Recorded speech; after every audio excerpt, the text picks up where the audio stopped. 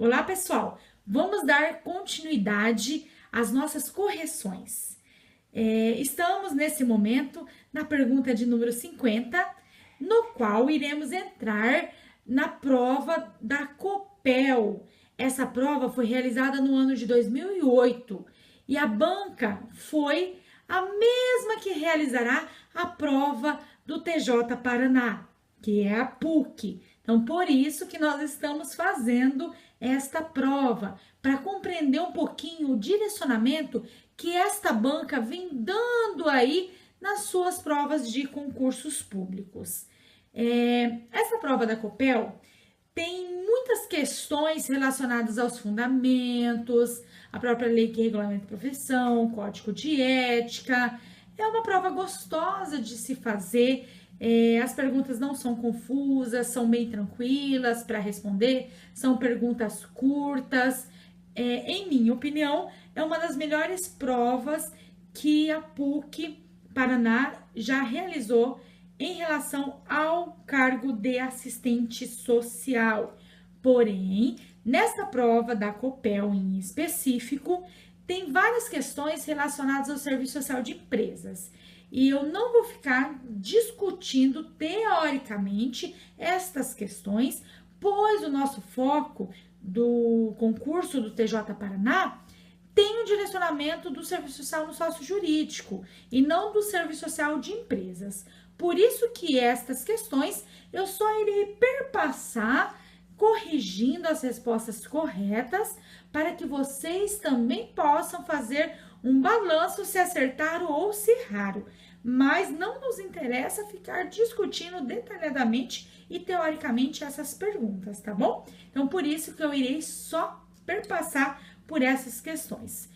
Acredito que os vídeos serão bem mais rápidos do que das outras provas, senão a gente não consegue terminar. Bom, então vamos lá na pergunta de número 50. A pergunta de número 50 vai trazer sobre a atribuição privativa do assistente social.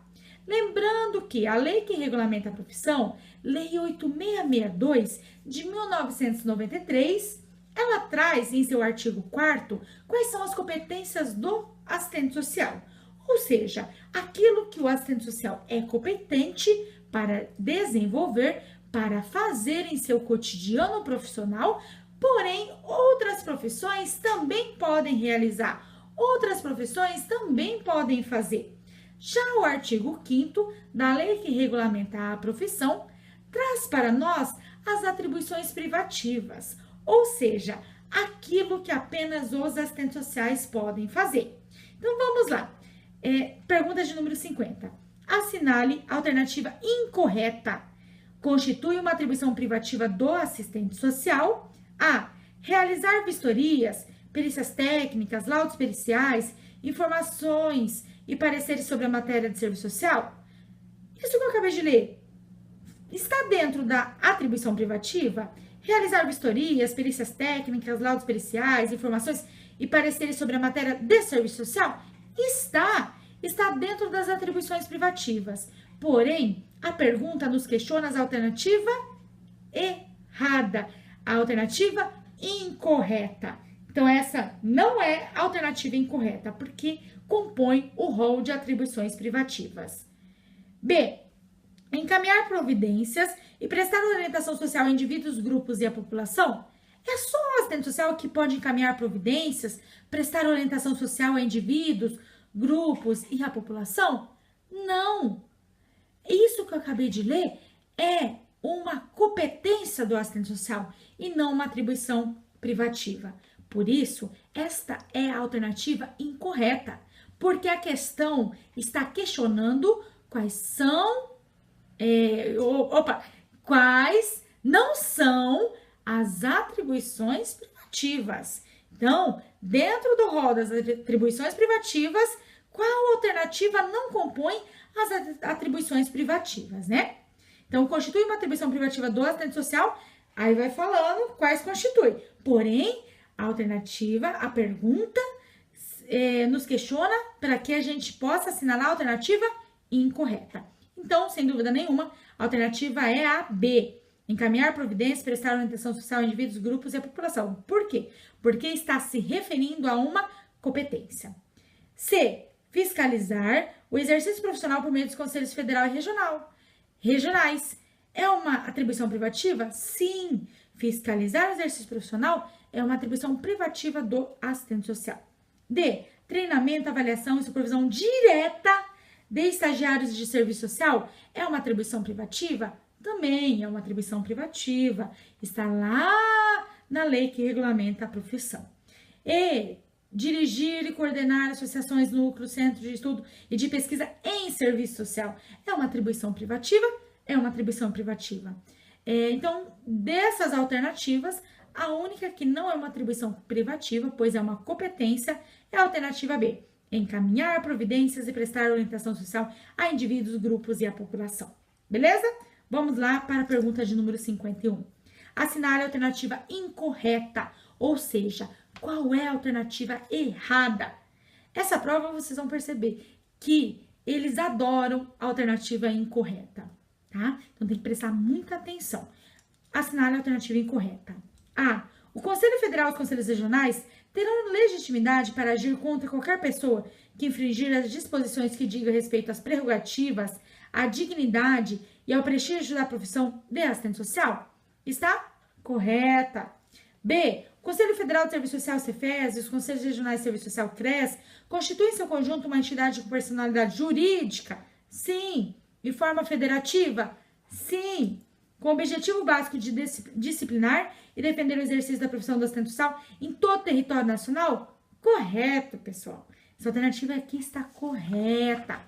C. Compete ao Conselho Federal de Serviço Social, Cefes, na qualidade de órgão normativo de grau superior, o exercício de funcionar como Tribunal Superior de Ética Profissional? Sim! Correta alternativa. Por quê? Porque o Conselho Federal de Serviço Social, ele é um órgão normativo de grau superior e ele funciona como Tribunal Superior de Ética Profissional. D. Compete ao Conselho Federal de Serviço Social, Cefes, aprovar o Código de Ética Profissional dos Assistentes Sociais, juntamente com os CRES, no Fórum Máximo de Deliberação do Conjunto Cefes-CRES? Correta alternativa. E. A carteira de identidade profissional expedida pelos Conselhos Regionais de Serviço Social não serve de prova para fins de exercício profissional e de carteira de identidade pessoal? Faltando-lhe fé pública para reconhecimento em todo o território nacional? A alternativa errada. Por quê? Porque a carteira de identidade profissional expedida pelos Conselhos Regionais, eles servem enquanto prova para fins de exercício profissional e de carteira de identidade pessoal. E também tem fé pública para reconhecimento em todo o território nacional.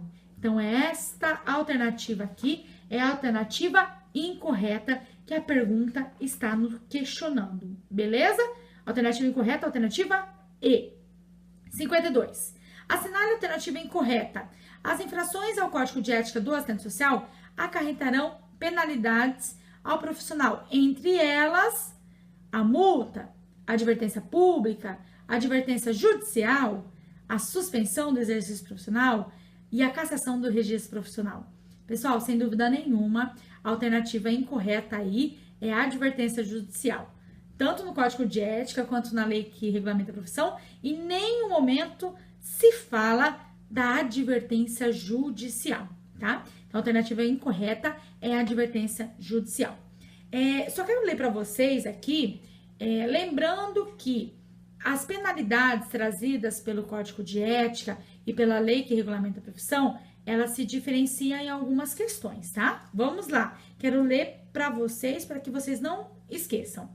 Em relação ao Código de Ética Profissional de 1993, lá no artigo 24, vai dizer que as penalidades aplicáveis são as seguintes. Então, o Código de Ética traz que as penalidades são as seguintes: multa, advertência reservada, advertência pública, suspensão do exercício profissional e cassação do registro profissional. Então, multa, advertência reservada, advertência pública, suspensão do exercício profissional e cassação do registro profissional. Já na lei que regulamenta a profissão, a Lei 8662 de 1993 também vai trazer, no artigo 16, que os CRES aplicarão as seguintes penalidades aos infratores dos dispositivos desta lei: multa, no valor de 1 a 5 vezes a anuidade vigente.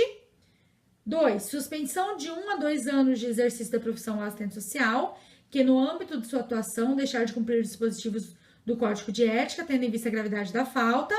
E 3. Cancelamento definitivo do registro nos casos de extrema gravidade ou de reincidência contumaz.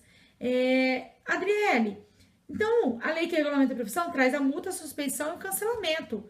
E o Código de Ética traz a multa, a suspensão e a cassação. E o que o Código de Ética acrescenta? A advertência reservada e a advertência pública. E também tem a questão da quantidade dessa multa, de 1 a 10 vezes a anuidade vigente. Tudo isso tem um videozinho que eu gravei específico da lei que regulamenta a profissão. E tem algumas perguntas do Código de Ética também que eu gravei em alguns vídeos anteriores que eu trago de forma um pouco mais aprofundada sobre essa discussão, tá? Então, neste momento, a seguinte tarefa para vocês realizar. Vocês vão pegar o caderninho e vão anotar quais são as penalidades trazidas pelo Código de Ética e quais são as penalidades trazidas pela lei que regulamenta a profissão. E, por exemplo, em relação à multa, quanto é o valor da multa do Código de Ética? Quanto é o valor da multa da lei que regulamenta a profissão? Lembrando que vocês precisam ler tanto o Código de Ética inteiro, quanto a lei que regulamenta a profissão inteiro, tá? Então, leia a lei que regulamenta a profissão de forma inteira e o Código de Ética dos assistentes sociais também, beleza? E façam essa comparação, o que traz o Código de Ética e o que traz a lei que regulamenta a profissão. Vamos lá dar continuidade. 52. Opa, acabei de corrigir 52. 53. Constitui direito do assistente social. Manter o sigilo profissional é um direito do assistente social? Pessoal. A primeira alternativa é a alternativa correta. É direito do assistente social manter o sigilo profissional. É direito do assistente social revelar sigilo profissional? Lógico que não, né? Depor como testemunha é um direito do assistente social? Não. É vedado ao assistente social depor enquanto testemunha sobre a situação sigilosa do usuário de que tenha conhecimento no exercício profissional, mesmo quando autorizado. É vedado, é proibido ao assistente social. D. Em trabalho multidisciplinar, revelar informações colhidas no trabalho profissional é um direito do assistente social? Pessoal, mesmo em trabalho multidisciplinar, o assistente social só poderá prestar informações dentro do âmbito necessário. Não é tudo que nós sabemos enquanto assistentes sociais que nós vamos revelar para a equipe multidisciplinar, interdisciplinar, tá bom? Então tomem cuidado. E prestar seu nome e registro profissional para firmas, organizações ou empresas para validar exercício profissional? Pessoal, é vedado em prestar seu nome, beleza? Então, é direito do assistente social manter o sigilo profissional. Vamos lá para a pergunta de número 54. Assinale a alternativa incorreta. Constitui elemento essencial do liberalismo, o qual ajuda a compreender sua proposta de intervenção estatal na forma de políticas sociais. Aqui está falando do liberalismo. Quais são os elementos essenciais do liberalismo? O bem-estar individual maximiza o bem-estar coletivo? É um elemento do liberalismo, pessoal, o qual ajuda a compreender sua proposta de intervenção estatal na forma das políticas sociais? O liberalismo, ele prega isso? Que o bem-estar individual maximiza o bem-estar coletivo? Prega. Então, é uma proposta do liberalismo. Mas nós estamos pedindo para assinalar a alternativa incorreta. A questão nos pede a alternativa incorreta. Então, se essa é correta, não vamos assinalar essa daí. B. A política social deve ser um paliativo? Também é um princípio do liberalismo. Então, é correta. Por isso que nós não vamos assinalar. Predomínio da liberdade e da competitividade é também um princípio do liberalismo que nos possibilita compreender a política social neste contexto? Correta, essa alternativa. Porque tem um predomínio da liberdade e da competitividade. O liberalismo, ele prega que as políticas sociais devem ter um caráter universal? em relação ao acesso às políticas sociais? Lógico que não, né, pessoal? Ao contrário, o liberalismo, ele busca selecionar, ele relata e enfatiza que as políticas sociais, elas devem ser desenvolvidas de forma pontual, seletiva. Então, universalização do acesso às políticas sociais não tem nada a ver com liberalismo. Por isso que esta alternativa é a alternativa incorreta.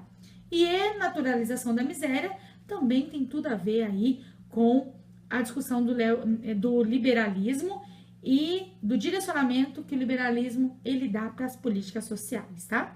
Então, constitui elemento essencial do liberalismo, o qual ajuda a compreender sua proposta de intervenção estatal na forma de políticas sociais, assinale a alternativa incorreta, a universalização do acesso às políticas sociais. Beleza?